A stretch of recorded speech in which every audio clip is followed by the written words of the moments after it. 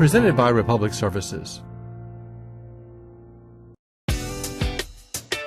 You know, every person in the United States generates almost 5 pounds of solid waste every day. Recycling has become a vital part of managing this growing problem.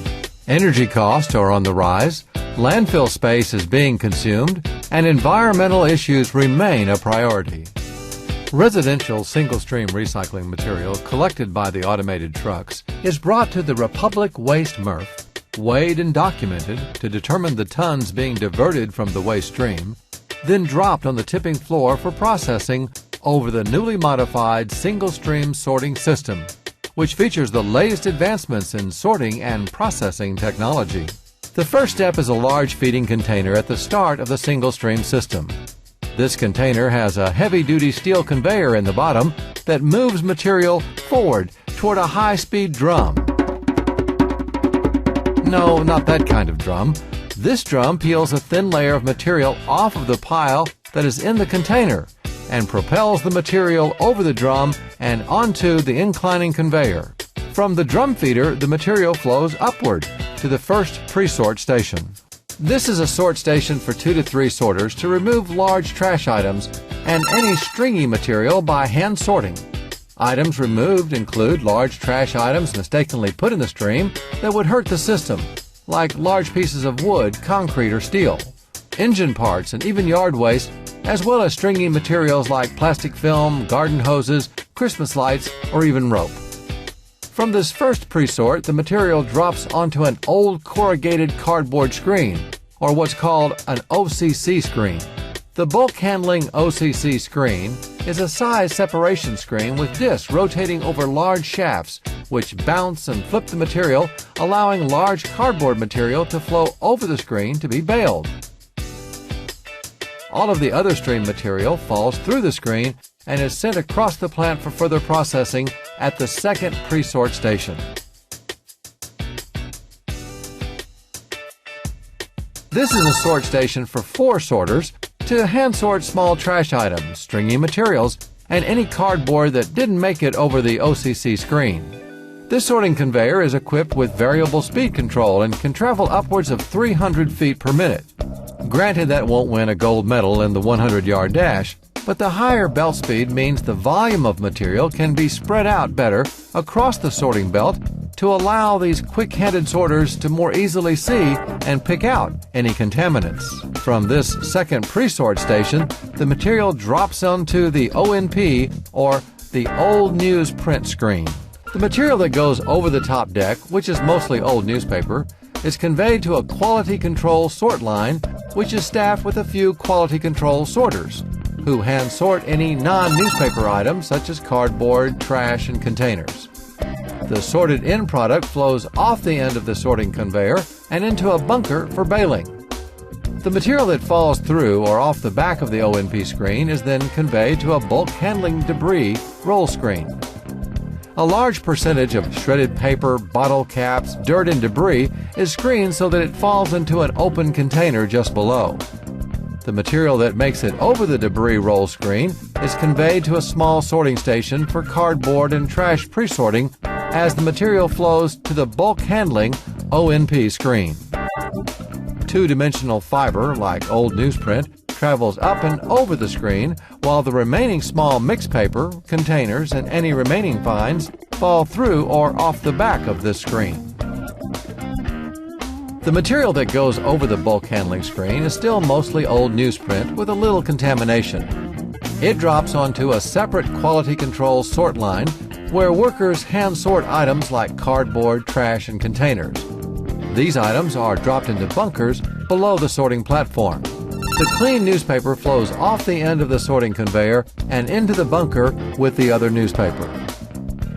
The collected paper is wrapped in tight bales and transported to a paper mill where it will be recycled into new paper. Then the paper will be printed or made into new products such as envelopes, paper bags, or boxes.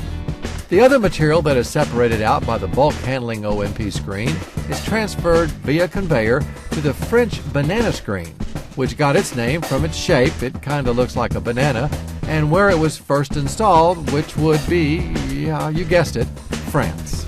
This long transfer conveyor is equipped with a large overhead cross-belt magnet to remove all of the steel cans from the remaining stream. This powerful magnet lifts the steel cans from the transfer conveyor and discharges them into a bunker for baling. These cans are then sent to a mill and recycled into material like reinforcing bars for concrete.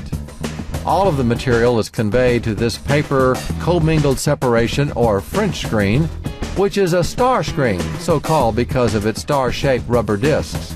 This screen has 4 separate variable speed motors, a very steep angle, and tight spacing that is less than 2 inches. The effects of gravity from the steep angle, along with the tight spacing and an integrated air system, combine to successfully separate the remaining small paper from the containers. Two-dimensional objects like small mixed paper products stick to the stars of the French screen and are propelled forward over the screen to a small quality control sorting conveyor.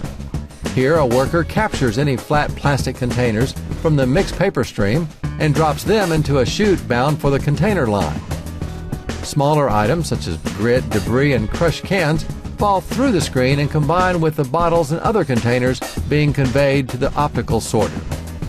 This additional screen removes the remainder of the small fines, the glass, the shredded paper, and the dirt, and prepares the commingled material for the optical sorter. The remaining material flowing over the French screen is inclined back upward to the optical sorter. The material drops onto a feeding conveyor that is traveling at nearly 600 feet per minute, so as to spread the material into a single layer for proper presentation to the optical sorter. The material is conveyed under a near-infrared scanner that optically identifies PET, or polyethylene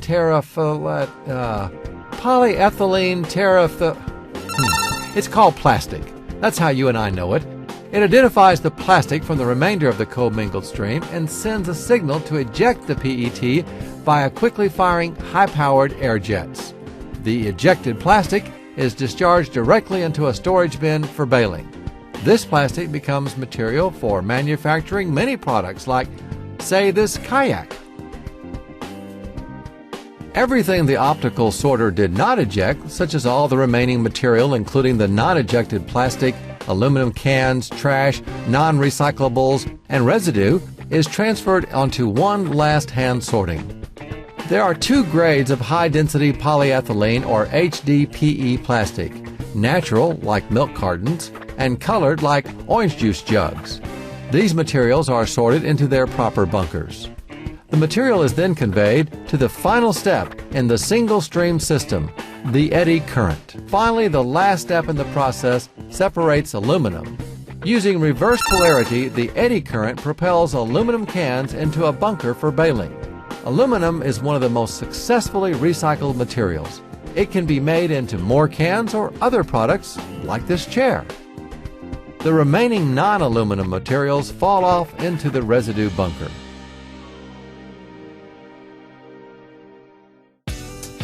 Republic is committed to promoting